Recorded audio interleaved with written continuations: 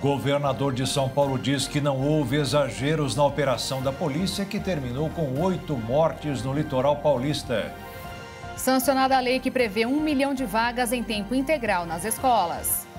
Inteligência artificial acelera a análise de pedidos de benefícios da Previdência Social. Tecnologia da nova geração de robôs do Google permite que eles demonstrem até raciocínio. Enchentes obrigam mais de 30 mil pessoas a saírem de casa em Pequim, na China. Depois de um ataque de drone a um prédio de Moscou, o presidente da Ucrânia diz que a guerra está voltando à Rússia. Exercícios adequados de respiração podem aliviar vários problemas e até prevenir Alzheimer. E um agricultor americano planta mais de 1 milhão de girassóis para homenagear a esposa no aniversário de 50 anos de casamento. Agora, no Jornal das 22.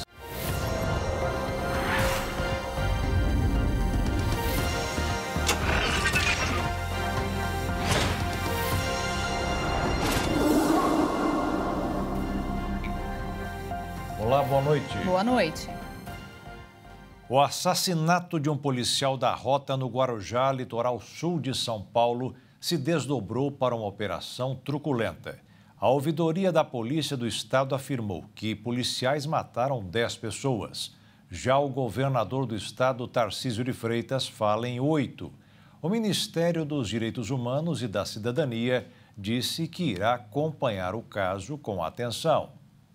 Após o policial militar Patrick Bastos Reis, de 30 anos, morrer baleado por um criminoso durante patrulhamento nas comunidades Vila Júlia e Vila Zilda, o final de semana foi de medo e insegurança no Guarujá.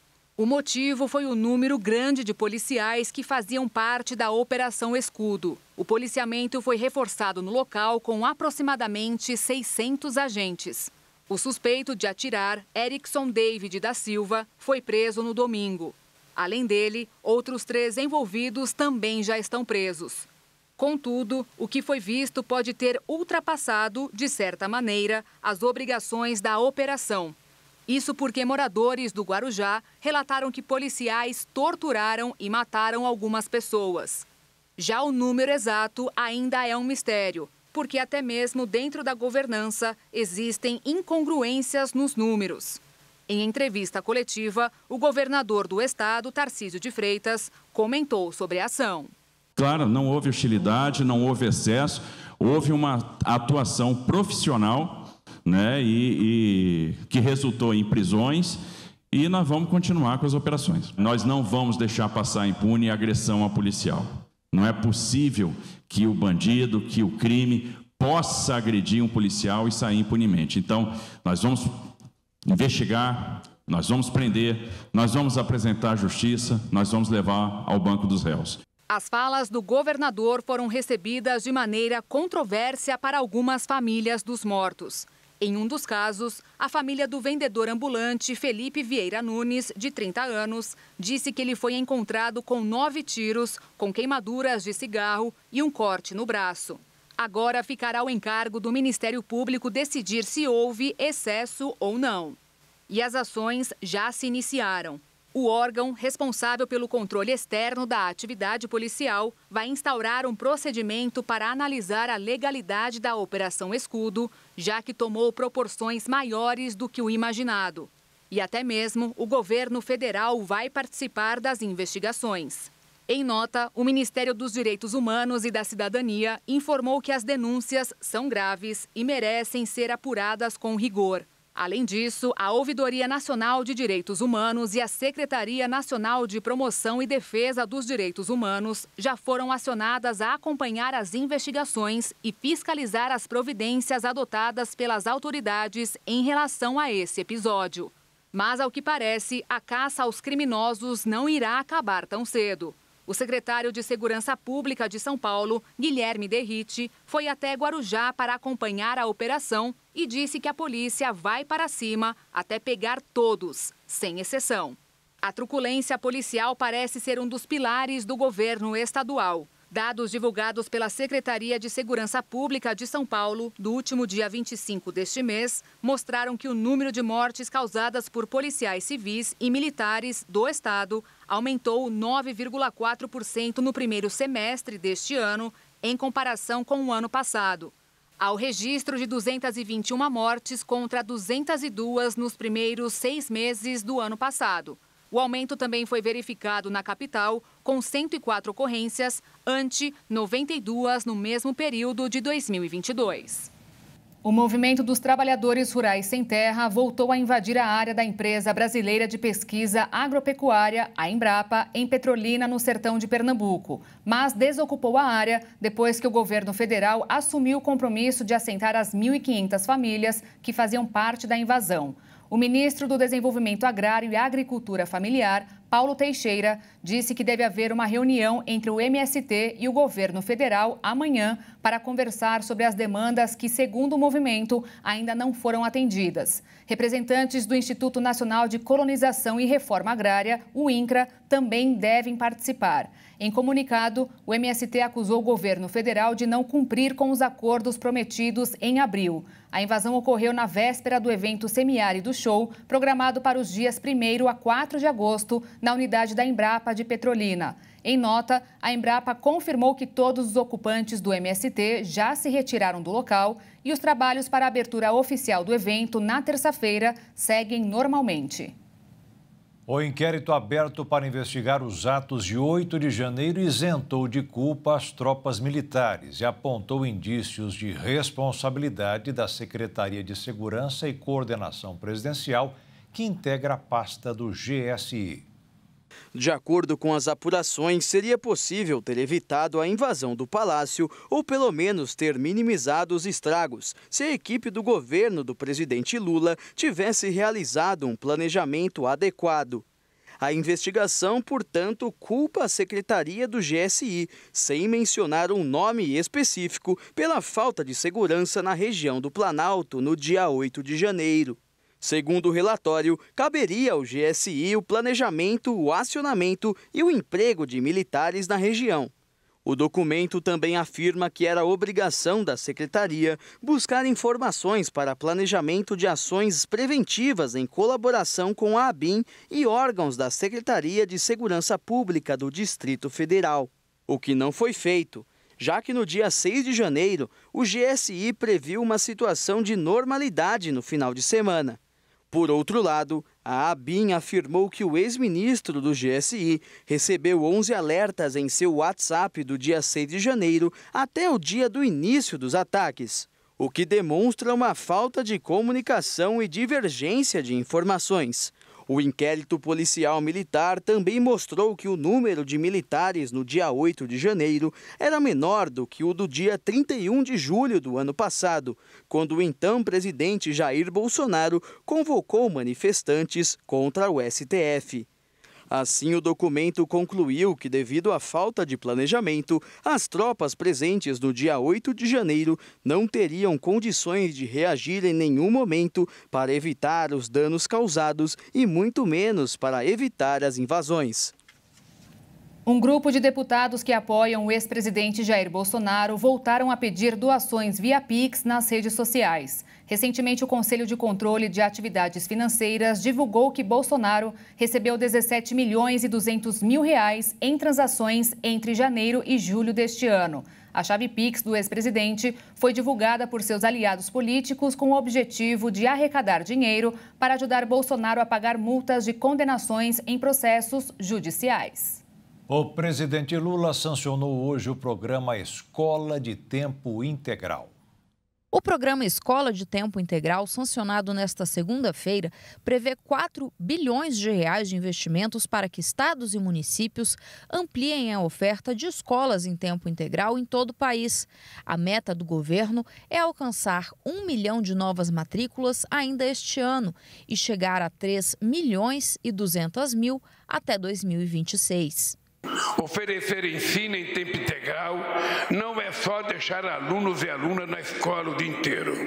É oferecer atividades complementares ao ensino formal, que melhor desenvolvam as capacidades dos estudantes. É garantir os melhores estímulos intelectuais, culturais e psicossociais. A escola deve ser um ambiente que desperte não só o apreço pelos estudos, pelo conhecimento, mas também o gosto pelos esportes, pela cultura, pelo trabalho comunitário e por tudo que uma criança pensa em fazer. É sobretudo na escola que os talentos que o país precisa começam a florescer. É considerada a escola de tempo integral aquela que promove jornada escolar de pelo menos 7 horas diárias ou 35 horas semanais, ofertando atividades extracurriculares. Estados e municípios participam voluntariamente ao pactuarem metas com o governo federal e serão pagos por aluno.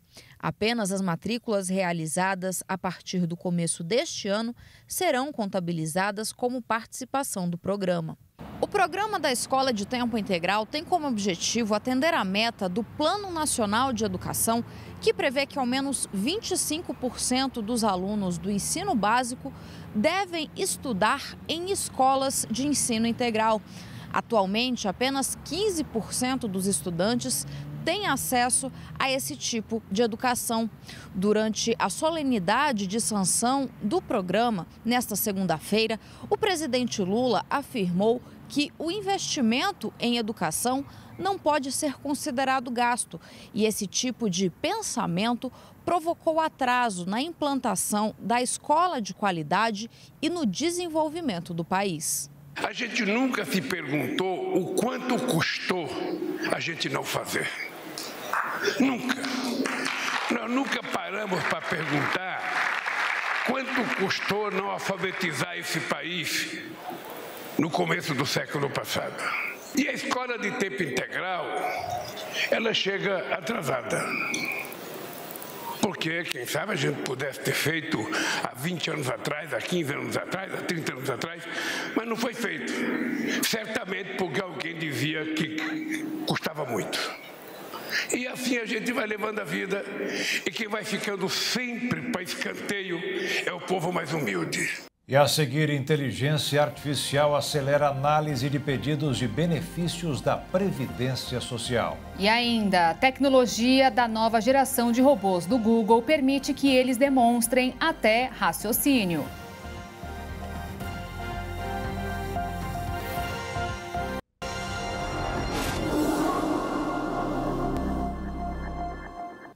O governo federal lançou hoje um novo sistema de controle para a importação de cargas transportadas por aviões.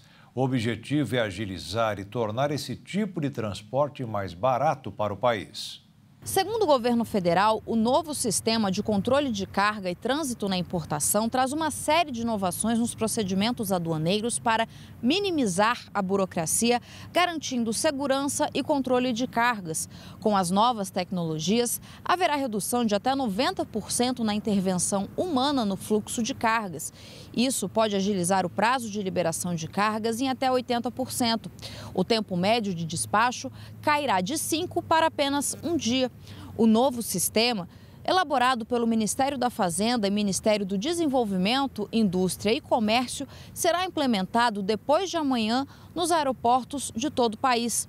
O trâmite das cargas aéreas internacionais que chegam ao Brasil será feito completamente em documentos digitais, seguindo padrões internacionais. Esse programa é voltado para cargas mais pesadas, como maquinários. Encomendas feitas por consumidores em sites, principalmente os chineses, estão sendo tratadas em outros projetos. Segundo a Receita Federal, a economia potencial pode alcançar até 10 bilhões de reais e há projeções que indicam que o novo sistema deve dobrar o volume de cargas aéreas internacionais em 2 anos, ampliando a arrecadação de 19 para 38 bilhões de reais anualmente. Uma mulher de 48 anos, que é dona de casa, obteve na Justiça Federal o direito de receber o benefício do INSS por incapacidade temporária para o trabalho. Para isso, foi considerado que a atividade de cuidar da própria residência não é diferente das atribuições exercidas pelos demais trabalhadores domésticos protegidos pela Previdência. O julgamento aplicou o protocolo de perspectiva de gênero do Conselho Nacional de Justiça. A decisão foi tomada na última sexta-feira e observou as orientações do protocolo do CNJ, que se tornou obrigatório em 14 de março deste ano. A mulher, que é faxineira e precisou interromper os serviços, contribuiu regularmente com o INSS. Agora o benefício deve ser pago desde o dia 23 de agosto de 2021 e permanecer ativo por mais 60 dias a contar do julgamento. O INSS aumentou a análise automática de benefícios com o uso de inteligência artificial entre 2022 e 2023, que acelera a análise dos pedidos de benefícios. A meta é ampliar para 50% a automação até 2026. Agora, 3 em cada 10 pedidos de benefícios são concedidos ou negados por meio desse sistema automatizado. E aí, entre os pedidos que entram nessa análise automática estão a aposentadoria por idade ou por tempo de contribuição, pensão por morte, auxílio reclusão da pessoa com deficiência, BPC, que é o benefício de prestação continuada da pessoa com deficiência, e também o BPC do idoso, além do salário maternidade. O Sindicato dos Trabalhadores do Seguro Social e Previdência Social no estado de São Paulo critica o sistema. Em nota, disse que o uso de robôs não tem o mesmo zelo de uma análise por um técnico. Isso devido à grande variedade de situações que permeiam a vida do segurado. Portanto, a gente já passa aqui também o que deve ser feito em caso de uma negativa automática. A pessoa pode recorrer da decisão na Junta de Recursos do Conselho de Recursos da Previdência Social, ou pode ir direto ao Judiciário em busca dessa concessão, ou ainda esperar 30 dias para fazer uma nova solicitação pelo aplicativo ou pelo site Meu INSS. Ou também pode entrar em contato com a central de atendimento no número 135. Para fazer uma solicitação junto ao INSS, o segurado deve ter completado as condições mínimas do pedido e ter toda a documentação que comprove o direito ao benefício. Esse aumento da automação das análises do INSS é uma das medidas para tentar reduzir a fila de espera, que hoje tem quase 1.800.000 pessoas. Os servidores públicos poderão ser dispensados de bater o ponto. A medida está prevista na regulamentação feita hoje do Plano de Gestão e Desempenho feita no governo de Jair Bolsonaro, com o objetivo de modernizar a prestação do serviço aos cidadãos. A frequência dos servidores federais nos locais de trabalho passará a ser permitida por uma espécie de controle de produtividade que será baseado nas metas e resultados dos funcionários. Começando mais uma semana no mercado financeiro, os investidores continuam na expectativa pela reunião do Comitê de Política Monetária que acontece nesta semana. O dólar fechou em queda de 0,05%, fechando em R$ 4,72. Já a Bolsa de Valores fechou em alta de 1,46% aos 121.942 pontos. O Brasil é um país que tem 20% da biodiversidade do planeta. Por aqui se produz frutas de diversos tipos, hortaliças e legumes. Mas um estudo das universidades federais de São Paulo e do Ceará, mais a USP, mostrou que o brasileiro consome apenas 7 gramas de vegetais nativos por dia. De acordo com os cientistas, apenas uma quantidade residual dos alimentos consumidos no país, menos de 1%, são de origem biológica nacional, apesar de o Brasil abrigar em seu território cerca de 20% das espécies vivas do planeta. Para chegar aos resultados, o grupo usou informações da pesquisa orçamentária familiar do IBGE, que visitou mais de 57 mil residências em 2017 e 2018, para estudar padrões de consumo.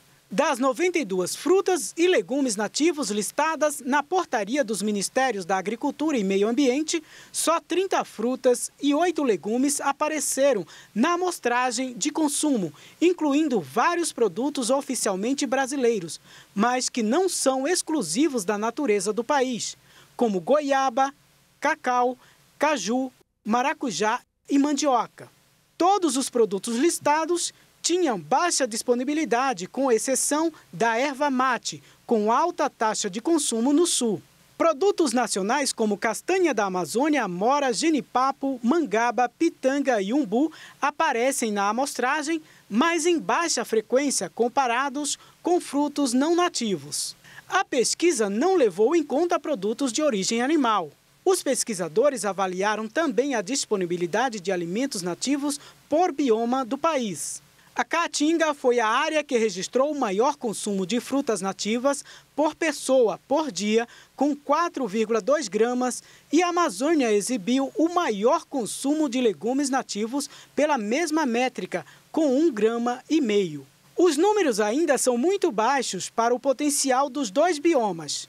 Os cientistas afirmaram que o pequeno cultivo e o baixo consumo de produtos da biodiversidade local se retroalimentam, formando um ciclo vicioso que precisa ser interrompido.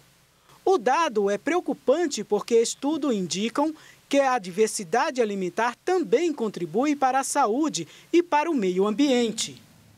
A Caixa Econômica Federal concluiu a distribuição dos 12 bilhões e 700 milhões de reais de lucro do Fundo de Garantia por Tempo de Serviço em 2022.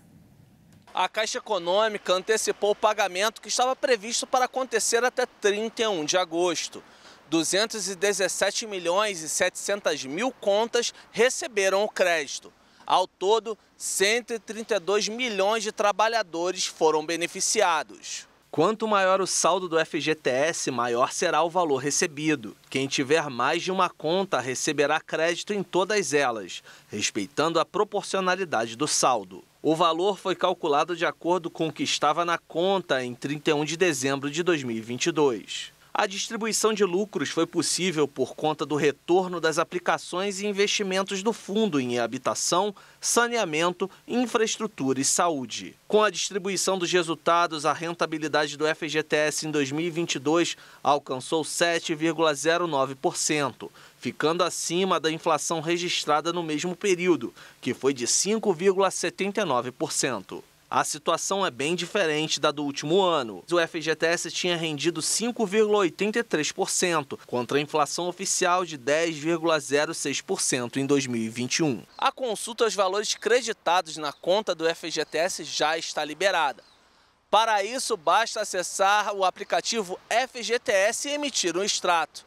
Os saques poderão ser realizados dentro das condições previstas por lei, como aquisição de moradia própria, doenças graves ou demissão sem justa causa. De São Paulo, Leonardo Félix.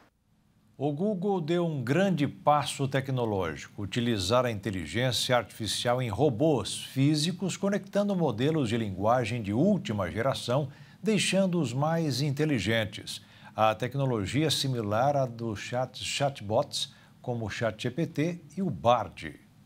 O projeto secreto tornou os robôs muito mais inteligentes, dando a eles novos poderes de compreensão e solução de problemas. Até antes desse experimento, eles não eram capazes de manipular de forma confiável objetos que nunca tinham visto antes, muito menos após uma ordem em que seria necessário fazer uma associação. Durante um evento realizado na sede da empresa em Mountain View, na Califórnia, nos Estados Unidos, o Google desenvolveu o robô RT2, de um braço, que foi colocado em frente a uma mesa sobre a qual havia 3 figuras de plástico, um leão, uma baleia e um dinossauro. Para realizar o teste, um engenheiro deu uma instrução: pegue o animal extinto. O robô deu um zumbido por um momento. Depois, seu braço se estendeu para agarrar o dinossauro. Esse resultado representa um primeiro passo em direção ao que os executivos do Google descreveram como um grande salto na forma como os robôs são construídos e programados. Mas os robôs ainda não têm a destreza de um ser humano e falham em algumas tarefas básicas.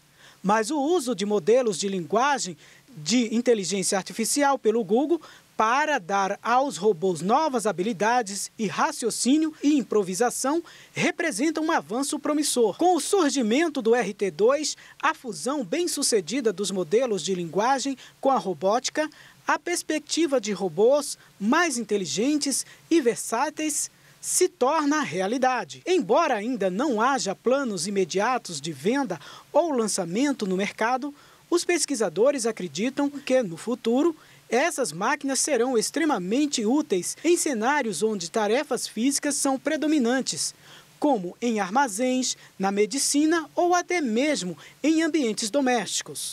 E a seguir, depois de um ataque de drone a um prédio de Moscou, o presidente da Ucrânia diz que a guerra está voltando à Rússia. E ainda, enchentes obrigam mais de 30 mil pessoas a saírem de casa em Pequim, na China.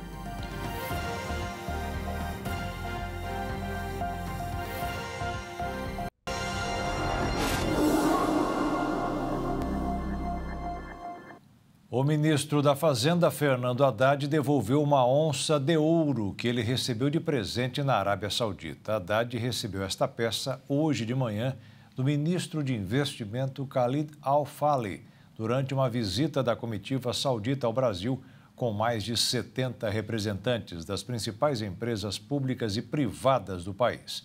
O secretário da Receita, Robson Barreirinhas, orientou o ministro brasileiro a devolver a onça dourada que nem foi avaliada à Embaixada do Reino da Arábia Saudita em Brasília, o que já foi feito. A pasta agradeceu, mas esclareceu que se o governo saudita quiser reenviar o agrado, será necessário cumprir os trâmites exigidos pela lei brasileira.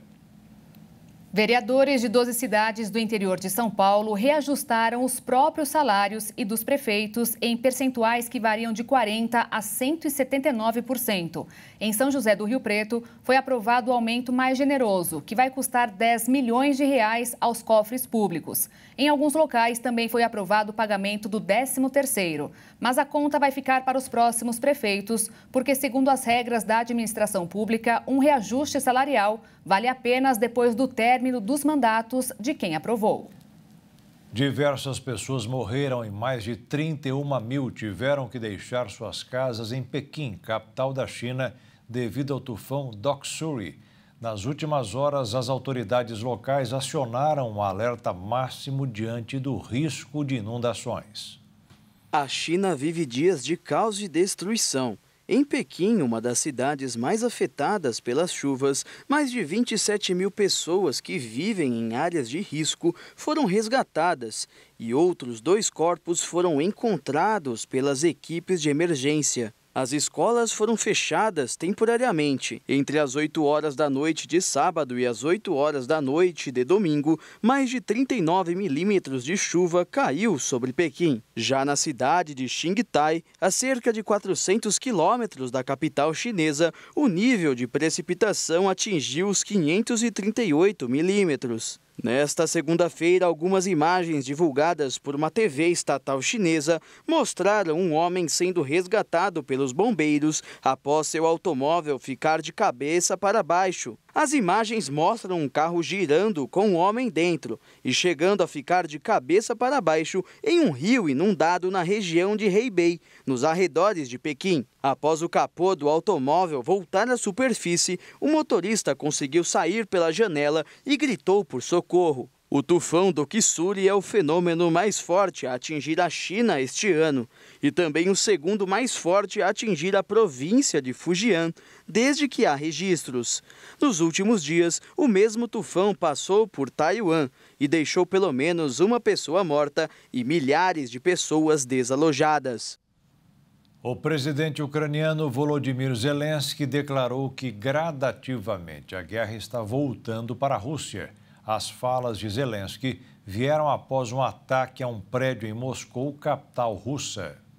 As autoridades russas afirmaram que um ataque com drones em Moscou no domingo danificou a fachada de 2 prédios sem deixar feridos. O Ministério da Defesa da Rússia disse que 3 drones ucranianos foram derrubados e que 2 chocaram em escritórios. O Ministério disse ainda que nas últimas 24 horas, um total de 44 equipamentos do tipo foram interceptados. Esse foi o primeiro dos muitos que podem começar a surgir incidentes que ultrapassam os territórios ucranianos e cheguem na Rússia. Mas enquanto não ocorrem, as tropas de Zelensky seguem realizando avanços em suas próprias terras. As autoridades ucranianas disseram que as tropas de Kiev estão avançando gradualmente perto de Bakhmut, no leste, que as forças russas tomaram em maio. Em contraofensiva, a Rússia atacou durante a noite a cidade de Sumy, no noroeste da Ucrânia. Em outro lugar, 2 pessoas morreram e outra ficou ferida depois que um míssil atingiu uma área aberta na cidade de Zaporizhia, no sul do país. Mas, ao que parece, a guerra tem se tornado algo cansativo para ambos os lados. O presidente da Rússia, Vladimir Putin,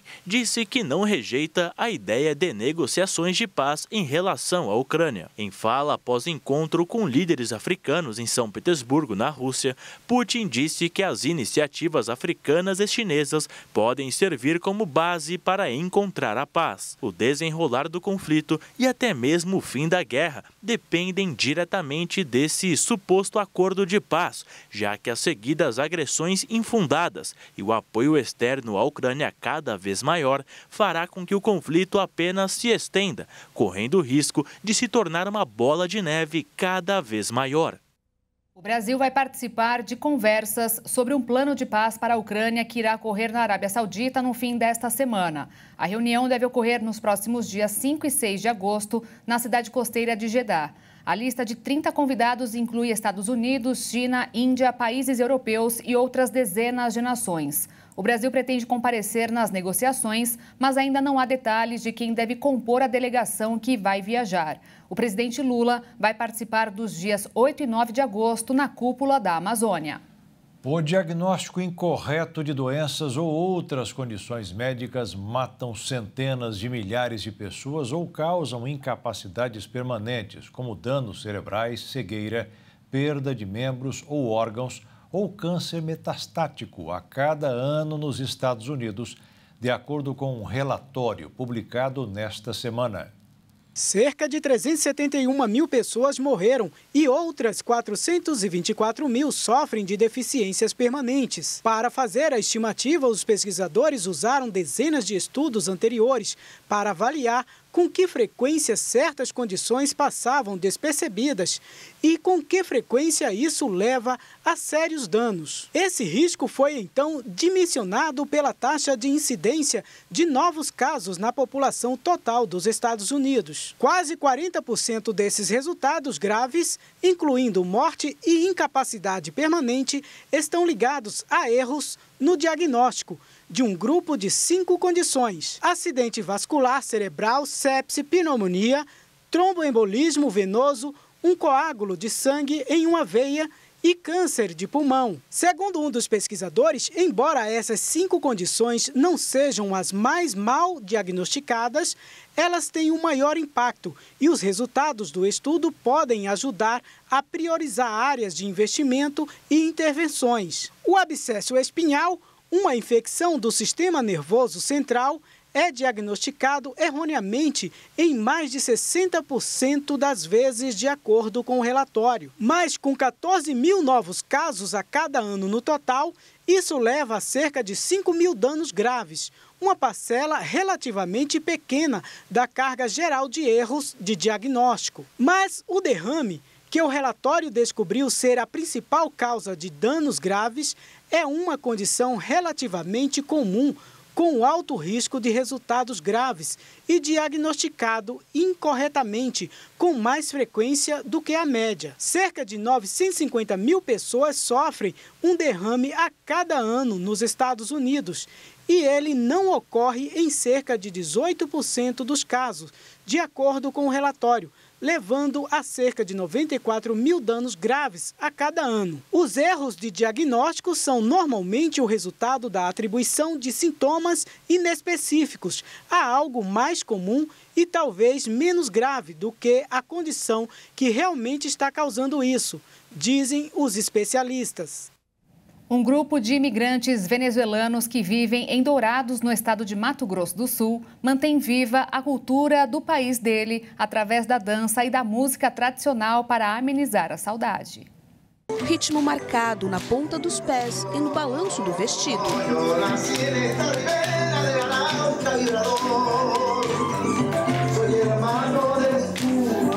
Concentrada no som do tambor, ritmo tradicional da Venezuela, a Daniela traduz em expressão corporal o sentimento de todo um povo que, em busca de melhores condições, saiu da Venezuela junto com parte da família para tentar a vida no Brasil. Para mim é a melhor coisa que aconteceu, né? Porque nós podemos mostrar nossa cultura em outros países. Tem pessoas que não conhecem muito nossa cultura. Aí, como eles podem conhecer nossas culturas, nós também podemos conhecer de vocês. A menina faz, junto com outros 12 adolescentes, parte do grupo de dança integral Renascendo Cultura, formado por imigrantes. Os ensaios acontecem na Casa da Sofia, onde também fica a sede da Associação de Venezuelanos do bairro Santa Felicidade de Dourados. A ex-policial militar está no Brasil há 4 anos e conta que a ideia é unir os povos para não deixar a tradição cair no esquecimento. A ideia saiu porque no momento de inaugurar nossa associação, nós temos costume de fazer sempre uma abertura com cultura. E aí começou com minhas filhas e os filhos das pessoas que estavam fazendo a integração da associação e começaram a combinar as práticas de treinamento para eles fazer a demonstração. E daí surgiu porque no momento que foi apresentação dia 28 de maio, eles apresentaram e gostaram e quiseram ficar como portfólio de sempre demonstrar nossa cultura em qualquer lugar do país. A garagem improvisada é o palco do ensaio aqui do grupo. A ideia é manter acesa, é manter viva a chama, a tradição e a cultura, além da música da Venezuela.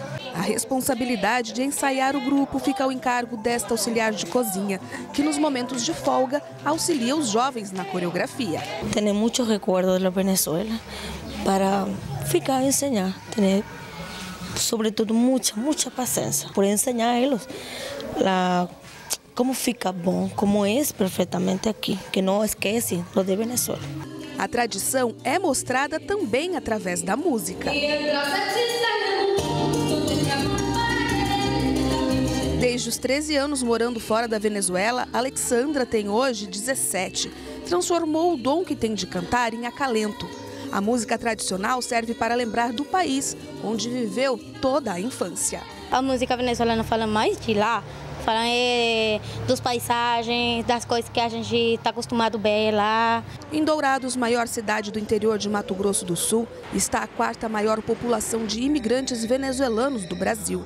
Vivem no município, de acordo com a última contagem feita pelo IBGE, Instituto Brasileiro de Geografia e Estatística, pelo menos 4 mil famílias venezuelanas. Não deixamos nossa experiência nem a aprendizagem, a cultura nasce com nós. Então, chegar a um país como o Brasil, por exemplo, muda o idioma e ter que aprender a falar igual que eles e trazer o idioma de nós para eles, aí é como sembrar um pouco de lo que é você em outra parte. E a seguir, exercícios de respiração podem aliviar vários problemas e até prevenir Alzheimer. E veja também, agricultor americano planta mais de 1 milhão de girassóis para homenagear a esposa no aniversário de 50 anos de casamento.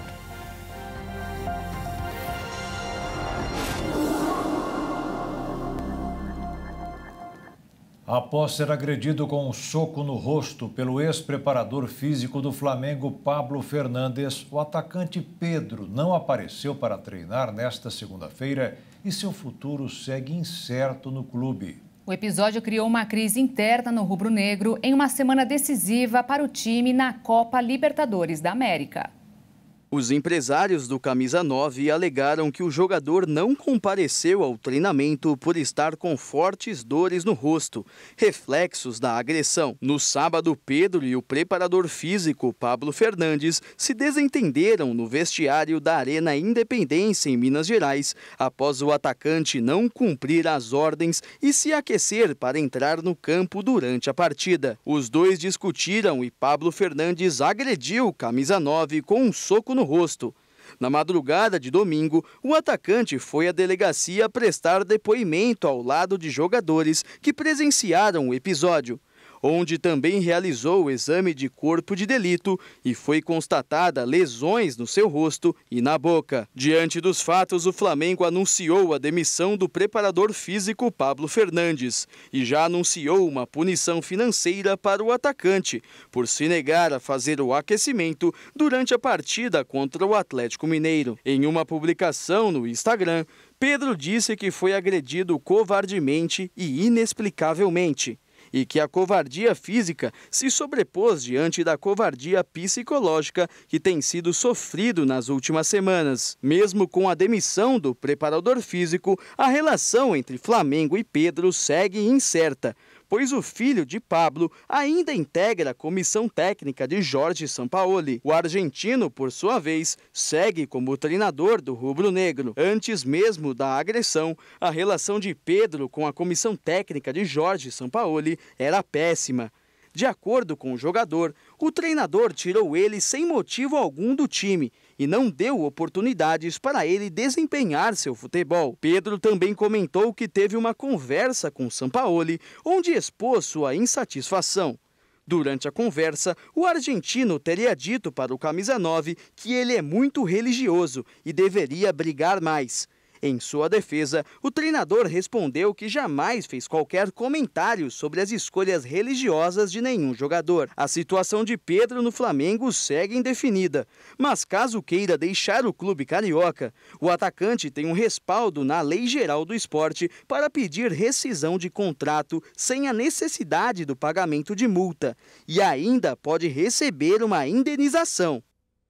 Um estudo com médicos norte-americanos mostrou que fazer alguma atividade física imediatamente após comer é uma excelente opção para pacientes diabéticos, pois ajuda no controle da glicemia. Por acaso você é daqueles que após as refeições já retorna imediatamente ao trabalho, sentado à frente do computador, ou fica largado no sofá, apenas descansando? Saiba que depois do café da manhã, almoço ou jantar, é sempre bom fazer alguma atividade física se quiser diminuir o risco de diabetes, obesidade e doenças cardiovasculares. O endocrinologista Cleiton Macedo, que coordena o Núcleo de Endocrinologia do Exercício e do Esporte do Hospital Israelita Albert Einstein, incentiva a prática de exercícios e explica os benefícios da atividade após a refeição no controle glicêmico de pacientes com diabetes tipo 2. Quando nós aumentamos o gasto energético através do exercício físico depois de uma refeição, a gente otimiza esse estado e a gente consegue diminuir não só a glicemia, como outros fatores de risco. Por exemplo, os níveis de lipídio, de gordura no sangue, de colesterol e de triglicerídeos, a própria pressão arterial.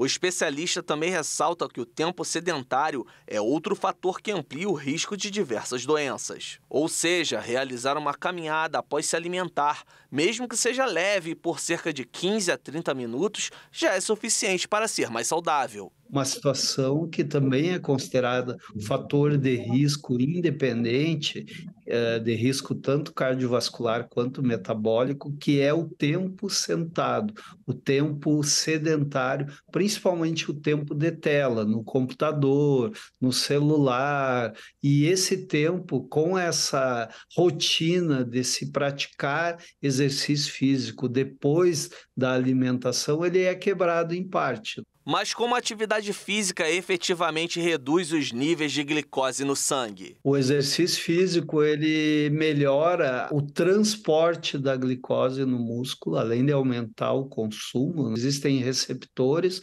onde o hormônio, que é a insulina, que vai regular a entrada da glicose, do açúcar no sangue, esses receptores eles se ligam à insulina. Quem faz exercício físico tem melhora da ligação desses receptores com a insulina. Um temor comum para pacientes com diabetes que fazem exercícios e usam insulina para controlar a glicose é a hipoglicemia. Durante o Congresso norte-americano, os cientistas defenderam a prática de exercício físico alimentado. Oferecer snacks, pequenas porções de exercício físico ao longo do dia. Isso otimiza o controle metabólico. Mas os benefícios para a saúde não são restritos às pessoas com diabetes que fazem caminhada depois de comer. Segundo o endocrinologista, indivíduos que não têm a doença também encontram vantagens na prática de atividade física após as refeições. Macedo orienta sobre a frequência ideal de exercícios e sua intensidade. O ideal, então, é que se pratique 150 minutos de exercício aeróbio de moderada intensidade. Esses 150 minutos eles podem ser subdivididos em 3 sessões de 50 minutos ou 5 sessões de 30 minutos. Como alternativa do exercício aeróbio, hoje nós estamos estimulando também o que nós chamamos de HIIT, que é o exercício intervalado de alta intensidade. Esse tipo de exercício o indivíduo poderia fazer 75 minutos por semana. Um novo estudo descobriu que fazer exercícios de intensidade moderada vigorosa no final de semana equivale a uma semana de atividades físicas. O levantamento, publicado na JAMA Network Open, foi conduzido por especialistas do Hospital Geral de Massachusetts, nos Estados Unidos, e mostrou que o estilo de vida guerreiro de fim de semana, ou seja, aquela pessoa que só tem tempo de praticar atividade física aos sábados e domingos, foi associado a riscos igualmente menores de doenças. A análise concluiu que os padrões de atividade, ou seja, ativo, parcialmente ativo e inativo, foram associados a riscos igualmente menores de ataque cardíaco, ou seja, 27% e 35% menos chances para pessoas ativas no fim de semana e ativas regularmente. Em outras doenças, como insuficiência cardíaca, fibrilação atrial e acidente vascular cerebral, todas as porcentagens ficaram praticamente acima dos 20%. Foi notado que a atividade física aos finais de semana diminui de maneira parcial a chance de ocorrência de alguma dessas doenças citadas. Os cientistas examinaram dados de quase 90 mil indivíduos do Reino Unido por meio de acelerômetros de pulso que registravam suas atividades físicas totais e o tempo gasto em diferentes intensidades durante uma semana inteira. Para o futuro, a equipe planeja avaliar se as atividades concentradas no fim de semana podem estar associadas a riscos reduzidos de um espectro mais amplo de doenças. Então, você que não tem tempo de se exercitar durante a semana, aproveite os sábados e domingos. Sua saúde irá te agradecer. Os benefícios dos exercícios de respiração são reconhecidos há milênios. Nas últimas décadas, estudos científicos parecem confirmar o que muitas culturas, principalmente na Ásia, vêm recomendando há muito tempo. A respiração consciente pode ajudar a combater uma série de condições de saúde, incluindo hipertensão, estresse, ansiedade e até dores crônicas. No estudo mais recente, pesquisadores analisaram os biomarcadores do plasma sanguíneo associados ao aumento do risco de desenvolvimento de Alzheimer, particularmente a beta-amiloide 40 e 42. Eles instruíram metade dos 108 participantes do estudo a tentar imaginar-se em um lugar calmo, mentalizando uma cena tranquila, ouvindo sons relaxantes e fechando os olhos. Basicamente, praticando meditação, atenção plena. O objetivo era reduzir as oscilações dos seus batimentos cardíacos, incentivando batimentos mais estáveis e constantes. O outro grupo acompanhou um exercício de respiração na tela do computador. Quando um quadro subia ao longo de 5 segundos, eles inspiravam. Quando ele caía por 5 segundos, eles expiravam.